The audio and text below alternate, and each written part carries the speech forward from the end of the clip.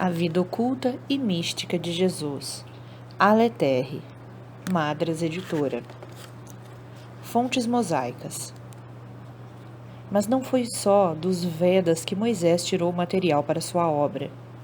Numerosos documentos cuneiformes, achados agora na Babilônia, datando de mais de 4.000 anos antes dele, do tempo dos acadianos e dos sumerianos, e nos livros de Zoroastro, se encontram a lenda da criação do homem no estado de inocência, sua tentação pela serpente Tiamat, dragão do mar, a queda de Adamo, isto é, homem negro oposto à virtude de Sarka, homem claro, a guerra dos deuses e dos 7 espíritos, análoga à guerra dos deuses e dos gigantes, o pecado do deus Zu, roubando as insígnias de soberano de seu pai Elu, adormecido protótipo da lenda de Noé, e Xan, que Ferreira de Almeida traduziu por cão, a corrupção dos homens, a construção de uma gigantesca torre na Babilônia,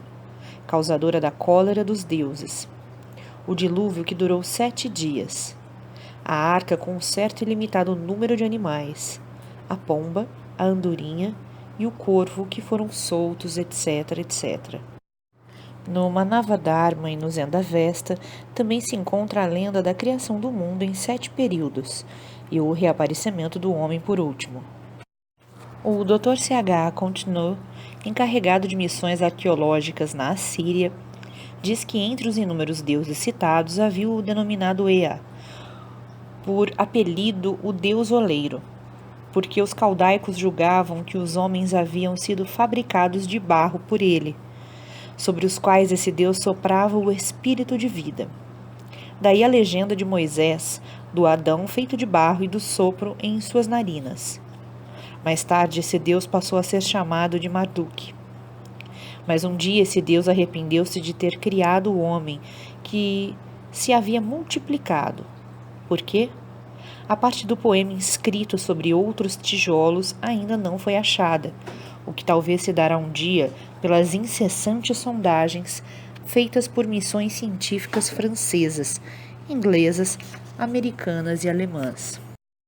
Mas Ea, tendo-se apiedado do homem, revela ao seu servo Udna Pinsent o projeto da destruição da raça humana e aconselha-o a construir um barco, cujas dimensões lhe fornece, a fim de nele se recolher, bem como sua família e alguns animais. Assim o fez. E durante 6 dias e 6 noites, a tempestade desencadeou-se espantosamente, e depois amainou. Quando o barco descansou em terra firme, ele saiu e ofereceu um sacrifício aos deuses.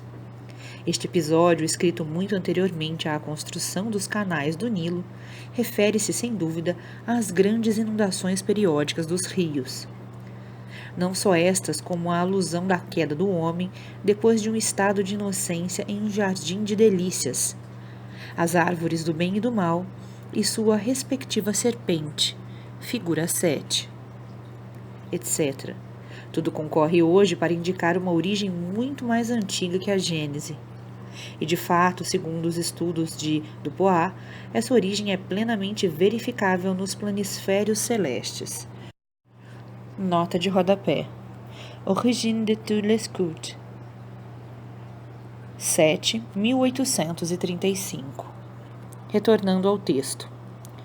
Organizados por academias de sábios em uma época inconcebível da história da humanidade e ainda hoje usados pela moderna astronomia. Nota de rodapé. C'est Flammarion, l'astronomie populaire. Retornando ao texto.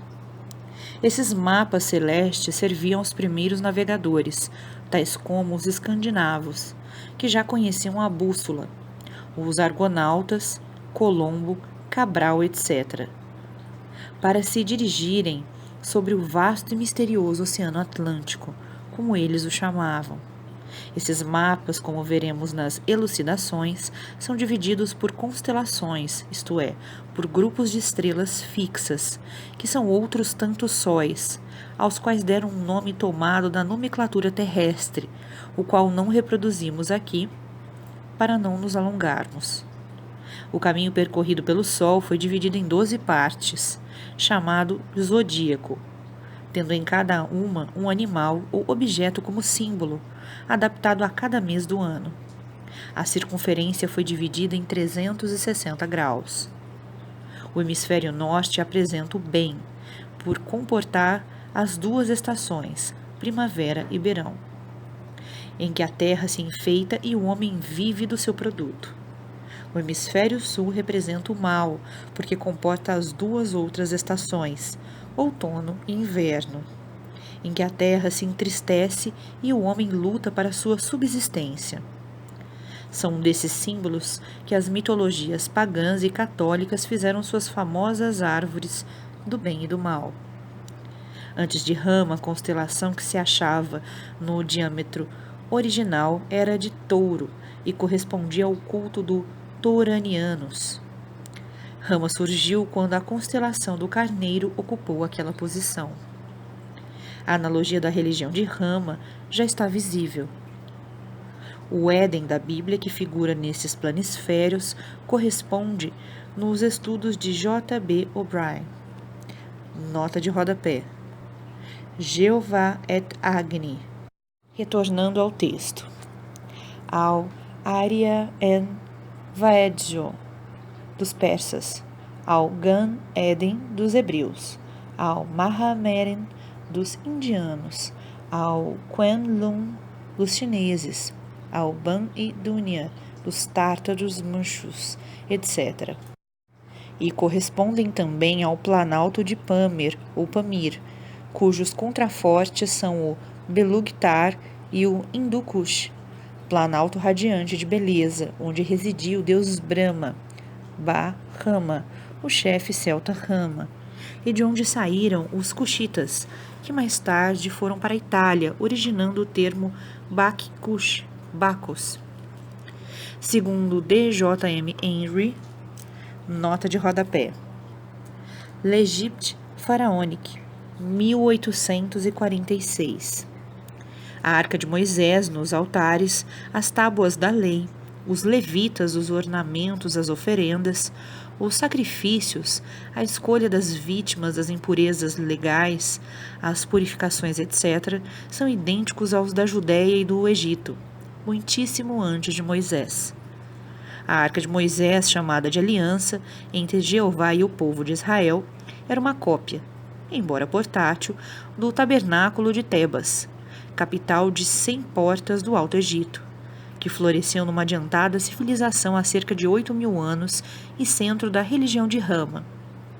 Em seus templos figurava o Naós, isto é, o sacrário, sobre o qual se via a estatueta de Amon, carneiro, que respondia às consultas do sacerdócio. Na Igreja Romana vê-se o mesmo sacrário, o cordeiro.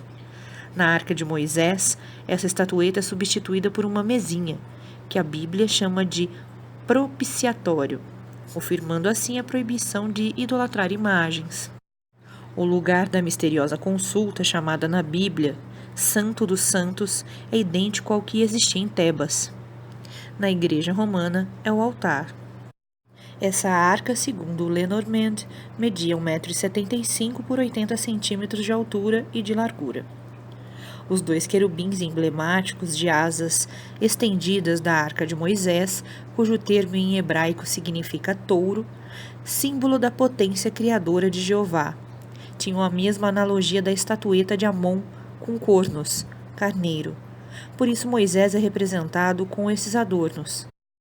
A própria Bíblia consigna que o Eterno, Jeová, ameaça seu povo com seus cornos. Ora, será admissível que Jeová tivesse ordenado a Moisés a construção dessa arca, copiando-a do culto de Amon? É mais verossímil que esse legislador tivesse recebido nos templos de Jetro, onde se iniciou o plano dessa arca, construída como era, com ouro, prata, bronze, etc., servindo, de acordo com a formidável ciência de que era detentor, de poderoso acumulador elétrico. É sabido que a atmosfera, em certas regiões do globo, como no Canadá, é carregada de fluidos elétricos de tal natureza e em tão grande quantidade que uma pessoa pode acender um bico de gás simplesmente com a ponta do dedo. No Egito, então, essa propriedade ainda é mais notável, em decorrência da secura do ar.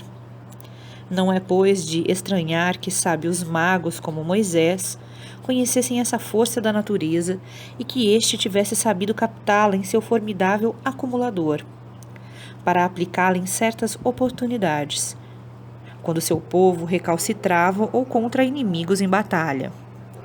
As extremidades das asas dos querubins de ouro recebiam o potencial atmosférico positivo e o condutor inferior, que residia nos varais, que se comunicavam com o solo, o negativo. Segundo rezam os livros da Índia, Semiramis, rainha da Babilônia, tentou uma vez invadir esse país com um exército de 2 milhões de homens.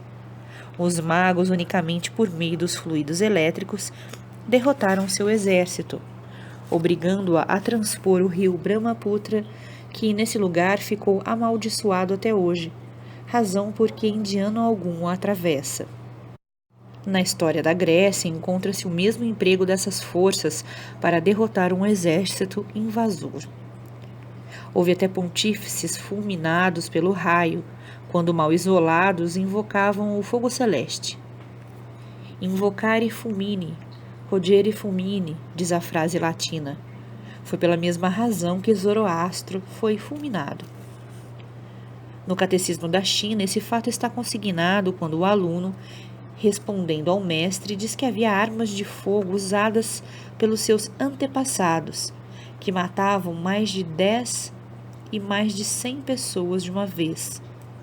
As armas fluídicas que matavam mais de 1000 de uma vez, mas só conhecida dos sábios. Esse incomparável legislador, que tinha à mão toda essa documentação, nos templos de Jetro, pontífice em Midian, condensou e adaptou essas tradições da Índia, da Pérsia e da Caldeia, em 5 livros de 10 capítulos cada um, os quais se chamam Gênese. Moisés não ensinou nenhuma nova religião. Ele foi o editor responsável, na frase de Nicolas Notovitch, nota de rodapé, La vie inconnue de Jesus, retornando ao texto, da religião natural, tal como era praticada desde o começo da humanidade. E a prova disso é que ele mesmo se refere aos livros escritos antes de ele nascer e nos quais fora buscar seus conhecimentos. Moisés foi o primeiro que fez dessas doutrinas um facho e o transmitiu à posteridade. Os profetas conservaram-lhe a chama e Jesus com ela iluminou o mundo. Se dissemos anteriormente serem 5 os livros de Moisés, é porque os outros, que comumente chamam-se Pentateuco, foram escritos por seus sucessores e não por ele. E se dividirmos o Sefer Bereshit de Moisés, isto é, seu livro dos princípios, conhecido por Gênese, em 50 capítulos, é porque cada um dos 10 capítulos constitui, de fato, um livro tratando de uma matéria, como, por exemplo, os 20 primeiros que tratam dos princípios. Swedenborg, em Escritura Santa 10, diz que os 7 primeiros capítulos da Gênese pertencem à antiga palavra e que não lhe falta uma só palavra. Essa palavra foi perdida. Em suma, nisso como em tudo, Moisés nada mais fez do que seguir o método dos seus antecessores, iniciado como era em toda a ciência dos egípcios, segundo confirmam os Atos dos Apóstolos, capítulo 7, 22. São eles: 5. Panchavendra de Krishna. 5. Zendavesta do primeiro Zoroastro. 5. Kings de Furri. 5. Dianas de Assibuda do Oriente. 5. Bodhisattvitas. 5. Grau de Sabedoria Siltu do Extremo Oriente. 5. Grau do Sacerdócio Druídico. A língua de Moisés era a dos faraós, e os hieróglifos formavam uma série de símbolos. Para condensar esses conhecimentos em uma obra mortal, como de fato ela é, ele organizou um alfabeto moldado sobre o aramaico e genialmente escreveu sua cosmogonia, com 3 sentidos distintos sob a mesma grafia. Um simbólico para o seu povo de 6 milhões de almas. Nota de rodapé. Números 1:45. Abre aspas. Os contados aptos para a guerra foram de 603.550, de 20 anos para cima. Fecha aspas.